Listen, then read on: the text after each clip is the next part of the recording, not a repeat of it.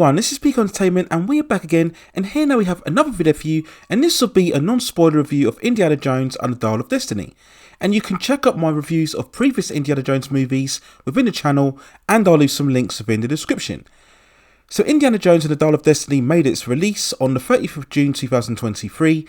It has Harrison Ford once more and likely for the last time reprising his iconic role as famous archaeologist Dr. Indiana Jones, joined this time by Phoebe Waller-Bridge, Mads Mikkelsen, Toby Jones, Boyd Holbrook, Antonio Banderas, and the movie was directed by James Mangold. The final instalment within the long-running franchise catches up with Dr. Jones firstly in 1944, alongside his companion Basil Shaw, searching for the Lancer of Longinus. After a frantic escaping from Nazi forces, they board a train discovering that the Lancer is actually a fake, but they then discovered the first half of Archimdes Dial, which is rumoured to have the ability to locate the fissures of time, and they managed to obtain it from Nazi physicist Jürgen Woller. We then jump to 1969 in America, where the country is celebrating the moon landing, and Indy finds himself going into retirement from teaching. He's then approached in a bar by Basil's daughter and his own goddaughter, Helena Shaw. Helena is driven to locating both halves of the dial, but Indy warns her of the same obsession that drove her father to insanity. Having obtained the first half of the dial in the library, the duo soon find themselves pursued by Jürgen Woller, who is working under a new identity of a NASA scientist and also his agents. What then follows is a constant struggle for survival as the duo go against Woller's forces and try to get both pieces of the dial before Woller can use it to try and change history for his own devices. So there's been so much debate and scrutiny about the Dial of Destiny, everything in terms of Harrison Ford's age, the role of Phoebe Waller-Bridge, the forecasting of its potential box office, and whether it can somehow atone for the disappointment that was Indiana Jones and the Kingdom of the Crystal Skull in 2008. Well, for me, in terms of that answer, I don't think the film achieved that. Much like Crystal Skull, if you look at this movie from both sides, first as a standalone action adventure, it is for 2/3 a very functionable standard action adventure. Again, not the worst film ever, not the most disastrous movie, but it's just a passable, very lightweight and harmless one. There's nothing here that's truly spectacular, exciting or memorable, and you'll just end up feeling indifferent and nonchalant, and that's probably the feeling that I had the most when finishing this movie. A kind of shrugging of the shoulders, not really caring about it, with nothing really leaving any impression, long having left the cinema. Now the movie does attempt to have plenty of action and energy, and yes, the first 20 minutes or so I would say are quite engaging. We have characters going across various locations throughout the film to mix up the narrative, and I think visually the movie looks fine, all of the actors perform adequately in their roles, and the production is of a certain standard. Now where the film falters is a lack of pace and momentum. The whole quest to find the dial just never catches fire. For all of the debating and discussion and the reading of codes and locating various clues and messages, it's just not that interesting or compelling of a concept. And the movie just labours so much with very much extended scenes that just make it way too long. We get at least 2 chase sequences that just go on longer than they should do, and again don't really pull you in terms of all of the excitement that it's trying to generate. Easily around 20 to 25 minutes could have been taken from this film to make the plot far more punchier and involving. But as the story lumbers on, I did find myself checking my watch and even yawning at times, as I was just waiting for the movie to really come alive, and sadly it never does. Now we all know there's a huge amount of digital effects surrounding this film, again which is a big problem concerning the Indiana Jones franchise. But going into this, we all saw that there would be some sort of de-aging technique, as we would be getting a flashback sequence where we would indeed see a younger version of Indiana Jones. We all saw this from the trailer.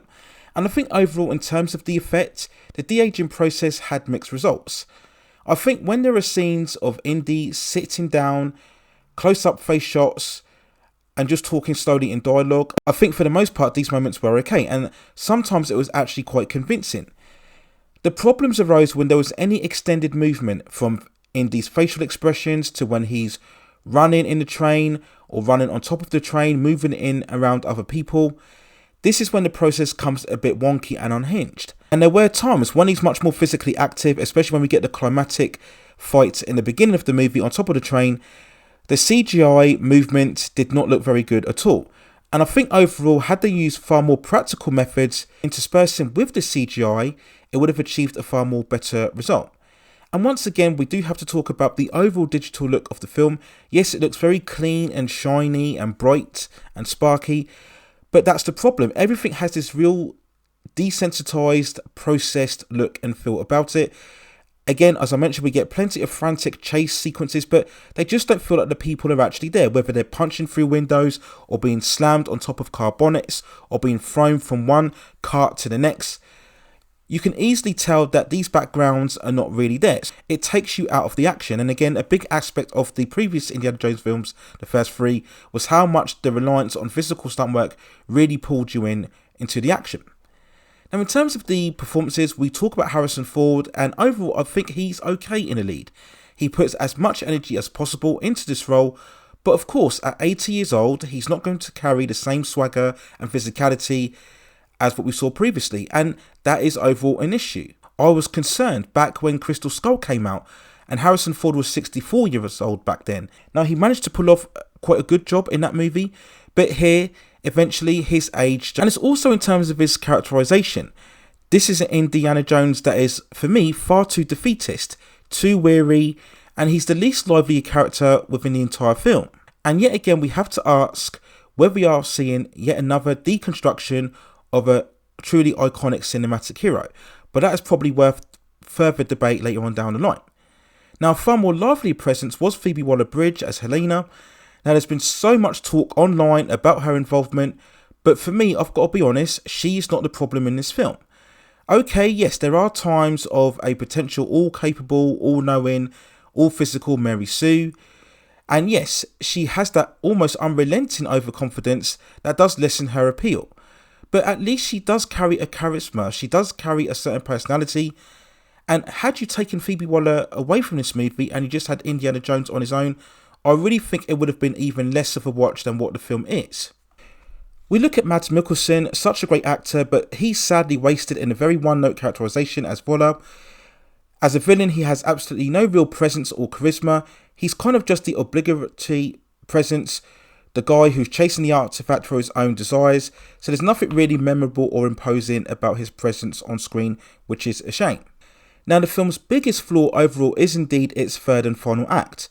Now, I can't really expand on this more in a non-spoiler review, but I'll have to talk about it more in depth when I upload my spoiler review.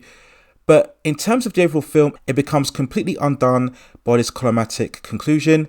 So many strange narrative decisions here that make absolutely no sense and really leave you perplexed as to what exactly you're watching, what is going on, and why is it happening. I really wonder what exactly the writers were thinking of when producing this overall ending. Now, we do know that the film has experienced reshoots, so when looking at this, I really do feel that how this act played out, I think originally there was a far more extended version of what happened here, and maybe it got cut in the re-edits, as maybe this was a response to the overall ending leaking online. And then after this climactic act, the film just ends, and it's so flat, it's so underwhelming, and when you got to the end scene, you're like shrugging your shoulders, thinking, is that it? Is this how you end the movie? Is this what the last conclusion of one of the most iconic characters within all of cinema ends up being? And I just think the writers could have done such a far better job in producing much more of a spectacle act, much more of a crescendo ending to give Indiana Jones a truly great send-off as what he deserved. And for all of the criticism of Crystal Skull, I actually think that did a far more better job in giving Indy that overall happier ending.